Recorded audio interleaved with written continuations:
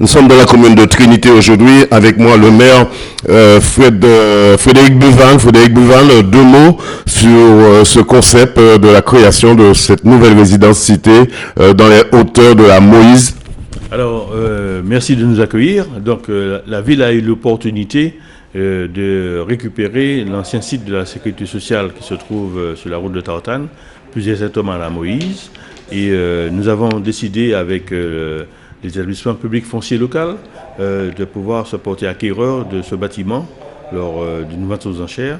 Donc nous avons préempté et nous avons aussi approché le groupe City qui est basé sur l'Hexagone et qui avait participé aussi à ces enchères-là pour nous accompagner sur la création d'un projet immobilier qui va comporter plusieurs styles de logement, parce que nous voulons dans cet espace qu'il y ait le mieux vivre et le vivre ensemble. Alors, quand je dis le mieux vivre et le vivre ensemble, je pense surtout au logement que nous allons mettre à disposition des jeunes, puisqu'il y aura sur cette structure une surface intergénérationnelle, des logements intergénérationnels pour 40 logements qui vont accueillir nos seniors, mais aussi nos jeunes qui sont toujours à la recherche de logements, puisque dans les bâtiments traditionnels que l'on a sur la Martinique avec les bailleurs sociaux, il y a très peu de logements réservés aux jeunes. Donc nous avons voulu, les élus de la ville et puis le groupe qui nous accompagne, le PFL, mettre à disposition de cette jeunesse des logements. Donc 40 logements intergénérationnels. Mais aussi, il y aura aussi des logements en accession à la propriété. Parce que là aussi, il y a une très grande demande sur la ville de la Trinité, de la classe intermédiaire, qui ne trouve pas à se loger parce qu'il y a beaucoup de logements sociaux et ils ne sont pas dans la catégorie d'attributaires dans ces logements sociaux. Donc là aussi, nous aurons 34 logements à disposition des logements sociaux, mais aussi de la classe intermédiaire. Donc nous aurons 60 logements destinés à cette classe intermédiaire en accession à la propriété. Et puis pour terminer le panel, parce que c'est trois structures de logement, les logements sociaux, 34 logements. Voilà un peu la dimension de cette opération qu'on appelle les hauts lieux résignés. L'intégration urbaine de cette résidence va-t-il favoriser la qualité de vie? Tout à fait, parce que nous avons accompagné les promoteurs pas à pas et ils ont compris notre démarche environnementale, mais aussi notre démarche d'intégration de l'opération dans le site. Je rappelle que nous commençons le début de la presqu'île de la Caravelle. La presqu'île de la Caravelle, c'est un site classé et nous ne voulons pas faire du n'importe quoi. Donc là aussi, nous sommes accompagnés par la CTM pour faire en sorte que l'intégration de ces bâtiments dans le site soit accompagnée sur une sécurité routière, puisque vous savez qu'il y a une très forte circulation routière sur cet espace. Donc nous avons l'opportunité d'avoir cet accompagnement avec de la CTM. Alors justement, parlant de la sécurité routière, il y aura deux bretelles, une bretelle d'entrée et une bretelle de sortie pour éviter les habitants, les résidents qui sortent, qui veulent aller à gauche ou à droite, puissent sortir librement. Tout à fait. Et donc, les entrées actuelles que nous avons sur l'ancien site de la sécurité sociale ne seront pas les mêmes.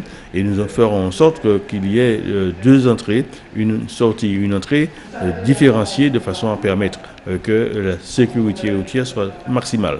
Je rappelle aussi que sur ce site-là, nous avons 195 places de parking. Donc en sous-sol, chaque bâtiment aura des parkings en sous-sol et dans les jardins des bâtiments, nous allons mettre en place des carrés B pour permettre justement ce vivre ensemble que nous appelons de nos voeux. Donc chaque bâtiment aura un carré B privatif, mais aussi un carré B commun. C'est notre credo ici à la Trinité. Nous voulons que à la Trinité, tout le monde se sente bien et que les diverses générations, les petits, les jeunes, les seniors, tous vivent d'une manière harmonieuse à la Trinité. Pour vous dire que c'est le début de la prise en compte du vieillissement de la population. Nous savons très bien que dans les années futures, la population senior va exploser.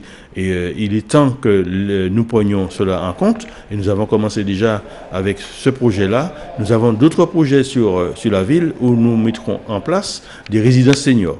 Parce que la Trinité, comme l'ensemble du Nord-Atlantique, comme l'ensemble de la Martinique, a une population qui vieillit. Donc il faut prendre cela en compte, mais dès maintenant. Les chiffres clés de cette résidence, 134 logements, 195 places de parking, 3 commerces de proximité. Avez-vous l'intention d'augmenter ce dispositif? Nous avons sur le territoire des promoteurs immobiliers, des promoteurs privés qui sont en relation avec nous pour continuer l'aménagement du territoire. Donc sur ce site-là, nous avons opté pour ce type d'organisation, mais les promoteurs privés qui nous accompagnent, nous leur demandons de prendre en compte ce que je vous ai dit, c'est-à-dire le vieillissement de la population et que les nouveaux lotissements, nouvelles structures immobilières qui seront mises en place doivent tenir compte de la volonté municipale du mieux vivre ensemble et du vivre ensemble. La durée de cette concertation est prévue pendant 3 jours. Est-ce qu'au-delà de 3 jours, il y aura une modification de ce projet? Je dirais c'est 30 jours, c'est pas 3 jours. 30 jours, et toutes les idées sont les bienvenues. Donc nous avons fait une concertation publique, c'est pour bien écouter la population, c'est pour bien leur dire que nous sommes à votre écoute.